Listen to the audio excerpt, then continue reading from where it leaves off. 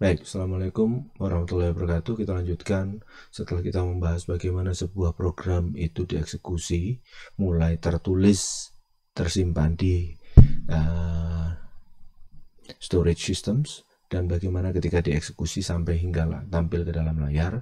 Kita sekarang akan melihat bagaimana peran operating system di dalam layer of computer systems. Jadi ketika kita bisa lihat di sini, ada banyak sekali peran, yaitu peran terkait dengan prosesor. Jadi prosesor ini kemarin salah satunya adalah ALU komponennya. Selain itu kita melihat ada registers, ada yang namanya cache memory, terus ada yang namanya bus. Nanti bus itu ada dua, ada bus yang di dalam prosesor, ada bus yang ini. Lalu ada main memory, atau DRAM biasanya kapasitasnya, tapi relatif lebih besar sekarang, 32 GB. Lalu ada sekian banyak peripheral atau I/O devices yang ini. Nah, I/O devices ini bukan hanya layar, kalau kita bicara, saya mengetikkan program dalam sebuah keyboard itu bertindak sebagai input devices. Saya berbicara lewat mikrofon, melihat lewat webcam, itu adalah input devices. Nah, sebenarnya program Anda tidak pernah punya akses langsung terhadap device tersebut. Semua proses aksesnya akan dimediasi melalui operating systems. Jadi nanti di perkuliahan mendatang Anda belajar operating system. Salah satu tugas operating system adalah memastikan bahwa resource yang tersedia bisa digunakan, dibagi pakai dengan beberapa aplikasi atau program yang hidup di atas operating systems. Ini jadi kenapa kok harus dibikin layering supaya itu. Nah, yang menarik adalah operating system sendiri menyediakan yang namanya abstraksi. Jadi kalau kita tadi bicara terkait ada prosesor, ada main memory, ada device. Apakah saya ketika memprogram harus ngomong seperti itu? Oh, nggak perlu. Karena karena operating system menyediakan layer abstraksi yang mudah sekali sebagai sebuah programmer untuk mengelolanya. Contohnya, ketika kita bicara I/O devices, itu semuanya adalah files. Jadi ini akan sangat visible ketika teman-teman bermain di Linux. Kalau di Linux itu semuanya adalah SDA untuk hard disk, HDA untuk hard disk, atau kalau kita punya COM itu ada di /proc apa, network juga itu /eth. Jadi semuanya seolah-olah files. Karena sebenarnya untuk melakukan penulisan atau pembacaan, Anda cukup membuka file deskriptor dari sebuah device tersebut. Lalu berikutnya kita bicara virtual memory. Ada abstraksi yang dibangun di virtual memory di situ yang sebenarnya adalah representasi dari main memory dan I/O devices. Maksudnya gimana nih? Anda mungkin pernah dengar ada beberapa devices yang kita bicarakan direct memory access. Itu kecepatannya luar biasa. Anda membaca, menulis, dan kawan-kawan.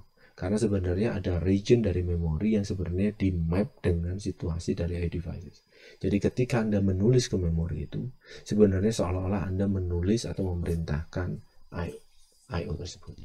Begitu juga nanti I/O-nya, ketika ngasih data, tidak perlu dia ngomong langsung dengan prosesor. Cukup taruh di region tertentu, maka dia sini. Contoh yang konkret selain tadi webcam dan kawan-kawan, kita bisa lihat adalah keyboard.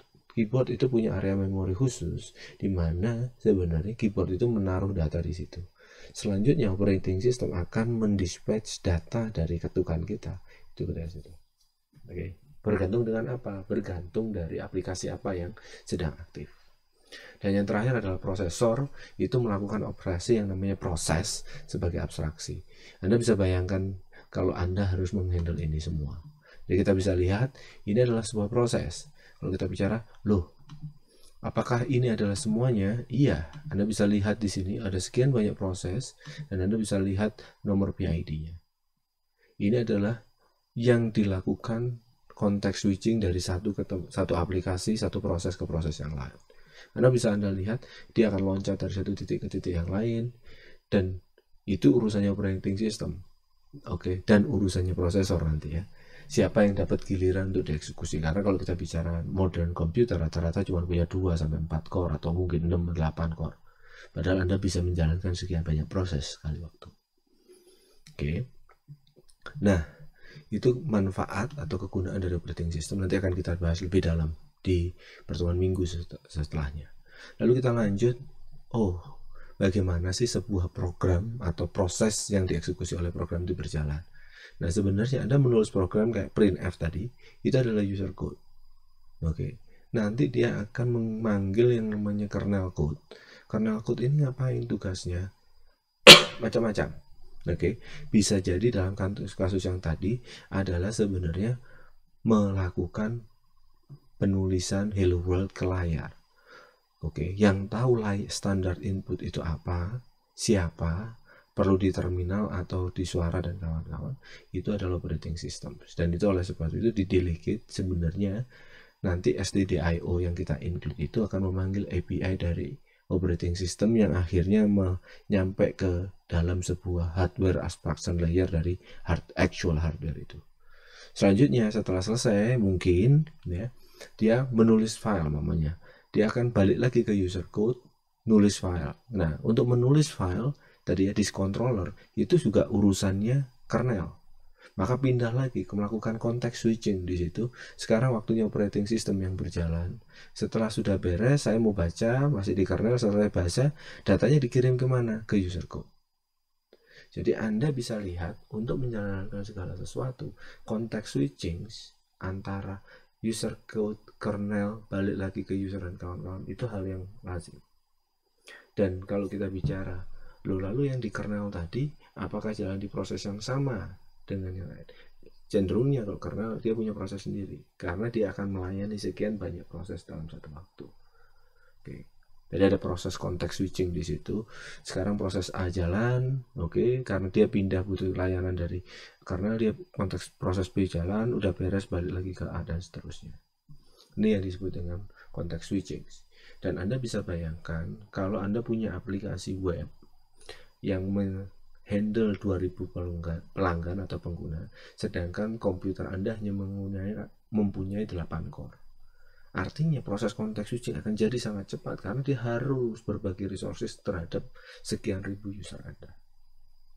Dan itu dibagi lagi antara user space dan kernel space, karena itu pasti dua proses yang berbeda.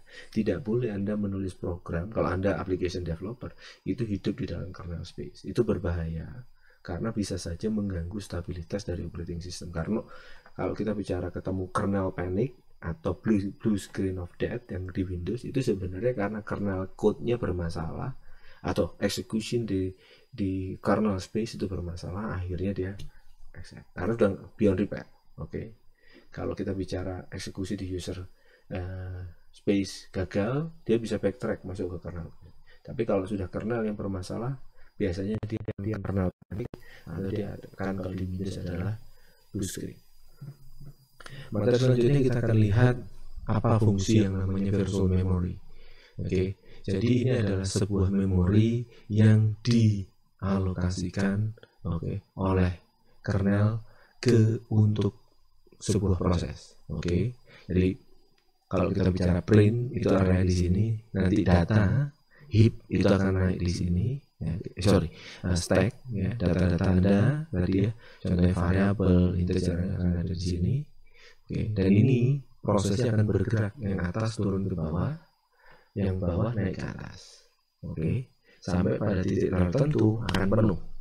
Kalau sudah penuh, nah ini masalahnya, maka operating system akan mengkopikan beberapa data itu ke dalam virtual memory, yang representasinya adalah hard disk. Itu fungsi dari virtual memory. Nanti kalau dibutuhkan lagi oleh prosesnya, dia akan dinaikkan lagi ke dalam memori untuk dilakukan pemrosesan lebih lanjut. Berikutnya kita bicara terkait dengan network. Nah ini hal yang paling menarik lagi nih. Jadi ketika kita bicara network, network ini hal yang penting karena tidak mungkin Anda punya aplikasi yang tidak connected ke dalam network. Di dalam kasus ini Anda bisa lihat ada yang namanya remote server, itu yang biasanya jadi kalau kita bicara server yang dihubungkan, atau ada lagi yang kita biasa nyebutnya adalah client. Saya asumsikan kita coba hypothetically kita jalankan adalah sebuah proses gitu ya, yang akan jalan di port 32.000 gitu ya. Oke, dia akan jalan di sini. Nah, sekarang saya akan coba lihat. Oke, saya akan coba hubung telepon gitu ya sama ini. Nah, ini tapi nggak saya feedback. Ketika saya ketik hello II 3210. Nah, kita bisa lihat di sini, mohon maaf. Nih. Atau yang bubar. Nah, ini adalah sebuah proses yang kita lihat di sini. Ini adalah cara ngomong dari klien ke server. Ini sebenarnya bisa ada yang tapi nah, mereka akan bisa ngomong antara server dan klien terlalu, tapi koneksi akan diinitiate dari klien. Tidak, walaupun nanti arahnya setelah koneksi itu terestablish, data bisa dikirim dari ini, atau malah sebenarnya server hanya membalas pertanyaan dari klien, seperti halnya sebuah web arsitektur yang lazim bisa Anda pakai. Tapi ada juga arsitektur tertentu yang dimana kalian nggak perlu nanya, nanti akan dikasih tahu sama server. Itu contohnya adalah SMTP. Kamu connect, IMAP ya, benar. Atau Anda connect, Anda langsung dapat message kalau memang ada email baru dan kawan-kawan. Oke. Saya matikan. Selanjutnya kita bicara tema-tema penting yang lain terkait dengan concurrency. Oke, jadi kalau kemarin kita bicara sebuah proses itu terdiri dari sekian banyak, ada thread level parallelism, ada instruction level parallelism. Itu sebenarnya kita bisa bicara di dalam sebuah aplikasi Microsoft Edge itu sebenarnya multi proses ya. Kalau kita ingin lihat lebih detailnya lagi,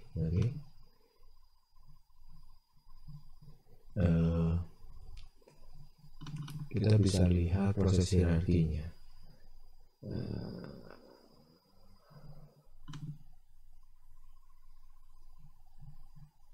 Oke, mohon maaf. Nah, ini kita bisa lihat. Ini kan ada beberapa. Ini adalah waktu. Ya, jadi, tapi bisa jadi kita punya sebuah aplikasi yang single proses, tapi ada thread yang berjalan, beberapa thread yang berjalan secara bersamaan. Nah, ini nggak akan terlihat di sini nanti, tapi kalian kita akan coba nanti lihat di kesempatan yang lain. Nah, tadi kita bicara hierarchy of memory, di mana kalian bisa lihat ada yang namanya L1 case, L2 case. Kalau kalian multi-core biasanya ada L3 case, itu adalah case yang dipakai sekian banyak core, lalu ada memori. Lalu tadi saya bercerita terkait dengan abstraksi. Oke. Jadi ada files, ada virtual memory, ada proses, dan malah sekarang ada abstraksi yang kita sebut sebagai virtual machine. Sebenarnya membungkus hardware dengan operating system di dalam satu kotak. Anda bisa mengkonsumsi secara services. Dan ini sangat ngetren sekali ketika kita ingin punya sebuah sistem yang mudah di-deploy dan relatively ada portable. Jadi operating systems itu tidak hanya menyediakan bungkusan, tapi ada lagi yang namanya virtual machines. Kalau Anda bertanya kontainer itu mana posisinya? Nah, kontainer itu sebenarnya adalah fitur yang tidak ada di dalam operating systems.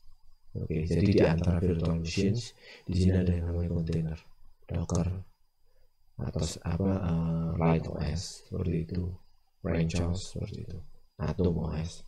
Itu ada kontainer yang ada di sini. Dia menyediakan yang namanya process isolation, tapi tidak the full operating system separated from other processes.